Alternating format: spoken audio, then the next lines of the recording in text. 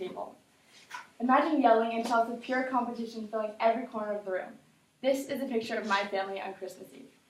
Family game night has turned into a ritual that my family and I have taken part in for 18 years every December 24th. It marks the first of many days that my family chooses to play the game that my dad puts under the tree. We store all those games in a cupboard, and every Sunday we pick one out and we play as a family just like we did on Christmas Eve. Your families are probably important to you, so why not spend that quality time like you do during the holiday seasons, but year-round? I remember the ceremonial opening of the game every Christmas Eve. It plays out the same each year. It goes like this. My whole family will sit down at the dining room table in our usual spots. And when I say usual spots, I don't mean assigned seating. The seats were never assigned. Christmas has just been at my house for so many years that everyone has found their favorite spot. My dad will sit at the head of the table and pass around the wrapped game. Each family member will then tear a piece of paper off of the gift until it's completely unwrapped. So it'll go to my dad, then my mom, then my uncle and my grandparents, and then me and my sisters, until the gift is fully unveiled. No matter what we find under that wrapping paper, though, we play for hours until everyone gets tired. When I was 5, we played Candyland. When I was 10, it was Game of Life, and when I was 15, it was Monopoly. The tradition plays out the same each year, but the games kind of grow with my sisters and I. My dad did that on purpose. He picks out a game that will offer a new experience to the whole family every year.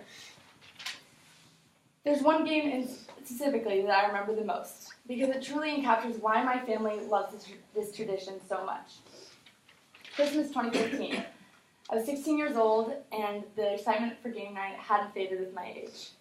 The ritual played out the same, except my dad had picked out a trivia card game this time instead of a usual board game. And I was a little skeptical because I didn't understand how random factual questions could foster any kind of family bonding, but it definitely did. I saw a different side of my grandma that day, specifically, that I hadn't seen in years. She has dementia, which is an illness that impairs her memory and her ability to reason, and sometimes it's hard for my family to communicate with her. But she knew every question to every single card, and I saw the grandma that would help me with my homework when I was a child and would give me so much wisdom. Not only did I learn that the capital of Iceland is Reykjavik, but I also learned a very important lesson that day. One day with family is not enough, and my family utilizes every day that we have throughout the whole year as much as possible by picking out one of those games on Sunday and playing together. We continue to play that trivia game even though we know all the answers to every single question at this point, but it is a chance for us to bond together. The games create memories that last forever, and we continue to make those memories together every Sunday. In conclusion, family time is valuable. There shouldn't be a time constraint on it. December 24th is one day out of the whole year that's widely recognized for families to come together from wherever they are. What about the other 364 days? My family takes advantage of that opportunity. The board games gifted on Christmas serve as just the start to my family's time together.